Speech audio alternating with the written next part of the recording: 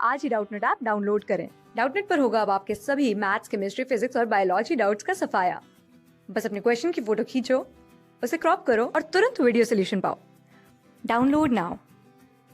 3 suggestions are made for ways to remove silver ions from solution।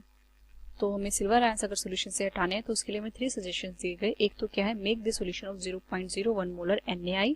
Second है हमारे पास buffer the solution at pH 13 और third है हमारे पास make the solution 0.01 molar Na2S। ठीक है, तो अब ये क्या बोल रहा है, what will be the equilibrium silver ion concentration in each case. तो हर एक केस में हमारे पास इक्विलिब्रियम सिल्वर आयन कॉन्सेंट्रेशन क्या होगी और कौन सा जो इनमें से है वो सबसे ज्यादा इफेक्टिव है Ag प्लस आयंस को रिमूव करने के लिए इन तीनों मेथड्स में से। ठीक है, तो हमारे पास एक सोल्यूशन है, उसमें हमारे पास सिल्वर आयंस है और उन सिल्वर आयंस के अंदर हमने क्या किया, एक बार NaI डाल दिया, एक बार हमने क्या किया, उसकी pH को 13 कर दिया और एक बार हमने उसमें Na2S डाल दिया। ठीक है, तो बेसिकली अब क्या होगा, आपके जो सिल्वर आयंस है वो कैसे रिमूव होंगे। देखो, फर्स्ट केस में हम क्या कर रहे हैं, जो सिल्वर आयंस है उसके अंदर हम डाल रहे हैं Ag प्लस आयंस है, उसके अंदर हमने NaI डाल दिया। अब NaI क्या होगा, वहां से हमारे पास I नेगेटिव आयन मिलेगा और ये दोनों मिलके हमारे पास क्या करेंगे, प्रेसिपिटेट आउट हो जाएंगे in the form of AgI।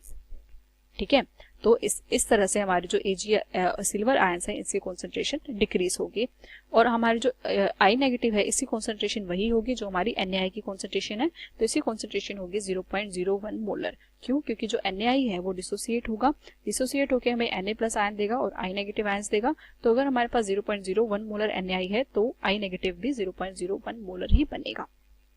ठीक है, तो ये हो गया हमारे पास AgI का फॉर्मेशन। अब AgI जब फॉर्मेशन हो चुका है तो ये क्या होगा, ये फिर से डिसोसिएट होगा Ag प्लस में और I नेगेटिव में, क्योंकि इसकी कुछ सोल्युबिलिटी होगी उस सॉल्यूशन में AgI की।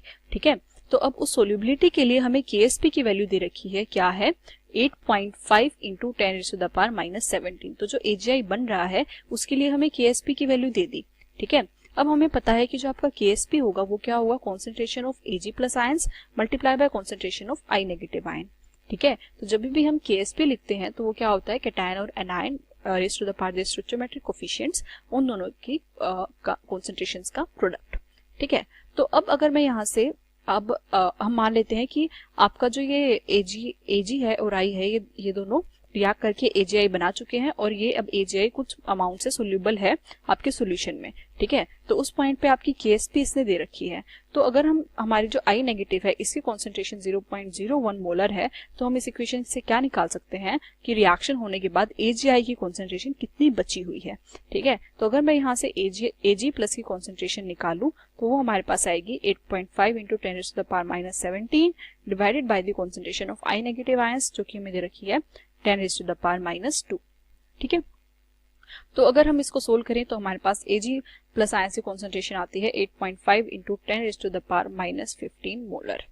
ठीक है, तो मतलब सॉल्यूशन को सॉल्यूशन में 0.01 मोलर NaI डालने के बाद भी आपका पूरा Ag पॉजिटिव रिमूव नहीं हुआ है, वो कितना बचा हुआ है, 8.5 इंटू 10⁻⁻15 मोलर। तो अब अगर हम क्या करें, तीनों के तीनों केसेस में ये निकालने की कितना Ag पॉजिटिव अमाउंट बचा हुआ है। ठीक है, और जिसमें Ag पॉजिटिव का अमाउंट सबसे कम बचा होगा, इसका मतलब उसने सबसे ज्यादा Ag पॉजिटिव को प्रेसिपिटेट आउट किया है, मतलब कि रिमूव किया है, तो वो सबसे ज्यादा इफेक्टिव होगा। तो हमें क्या करना है, तीनों के तीनों केसेस में अब क्या निकालना है कि कितना अमाउंट आपका Ag प्लस आयंस का बचा हुआ है। उसके बाद सेकंड केस में हमने देखो क्या किया है, buffer the solution at pH 13। हमने सॉल्यूशन को बफर कर दिया pH 13 पे। pH 13 का मतलब है आपने जो सॉल्यूशन है उसको बेसिक बना दिया है।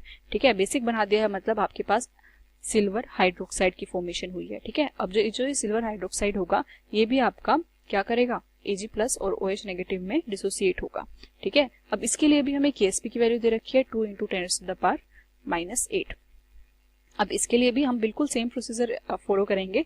तो इसके लिए भी आपके Ksp की वैल्यू क्या होगी, Ag प्लस आयंस की concentration multiply by OH negative ions की कॉन्सेंट्रेशन। अब हमें OH नेगेटिव आयंस की कॉन्सेंट्रेशन पता करनी है ताकि हमारे पास 2 इंटू Ag प्लस आयंस की कॉन्सेंट्रेशन आ जाए। अब इसके लिए हमें pH की वैल्यू दे रखी है 13। ठीक है, अगर pH की वैल्यू 13 है इसका मतलब pOH की वैल्यू क्या होगी, 1। ठीक है, 14 में से माइनस कर दिया और पीओएच हमारा क्या होता है, negative log of concentration of O H negative ions. तो यहाँ से अगर हम ओएच नेगेटिव आयंस की कॉन्सेंट्रेशन निकालें तो हमारे पास आ जाएगी 10⁻⁻⁻1 या फिर हम इसको क्या लिख सकते हैं 0.1। ठीक है, तो हमारे पास OH नेगेटिव आयन की कॉन्सेंट्रेशन आ गई। अब हम क्या करेंगे, Ag पॉजिटिव आयन की कॉन्सेंट्रेशन निकाल लेंगे। तो ये हमारी हो जाएगी Ksp that is 2 × 10⁻8 divided by OH negative ion की कॉन्सेंट्रेशन जो कि हमारे पास है 10⁻1।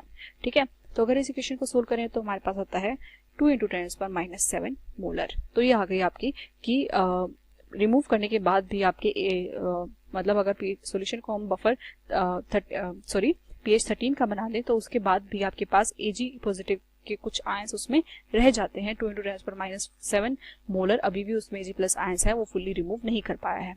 ठीक है, तो अब देखते हैं हमारा थर्ड केस में हमारे पास है Na2S। ठीक है, अब हम क्या कर रहे हैं, Na2S डाल रहे हैं सॉल्यूशन में।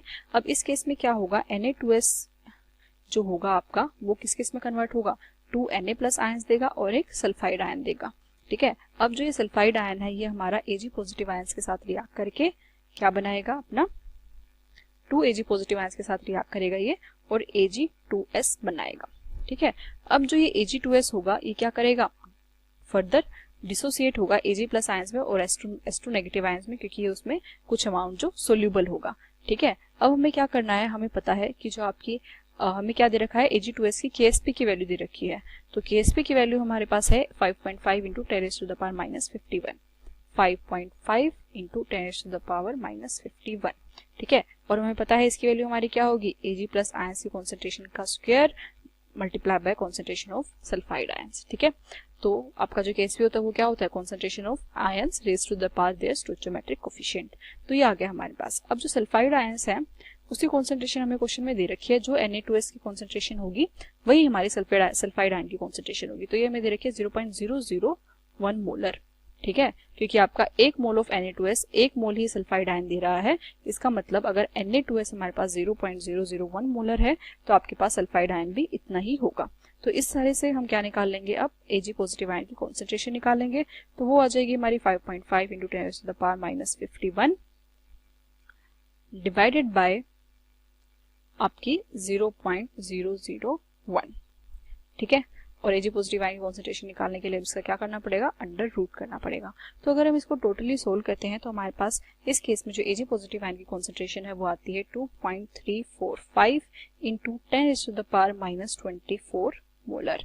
तो इसका मतलब Ag प्लस आयंस को रिमूव करने के बाद भी इस मेथड से हमारे पास इतना अमाउंट Ag प्लस आयंस का बचा हुआ है। ठीक है, तो हमें ये देखना है कि किसमें सबसे कम अमाउंट बचा हुआ है, तो उसी ने सबसे ज्यादा इफेक्टिवली रिमूव किया है।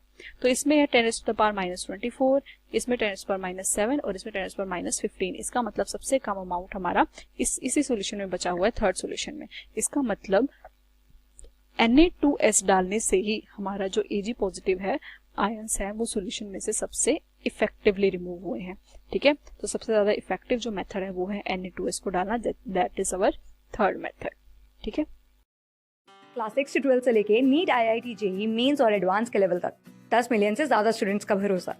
आज ही डाउनलोड करें डाउटनेट ऐप या व्हाट्सएप कीजिए अपने डाउट्स 8400 400 400 पर।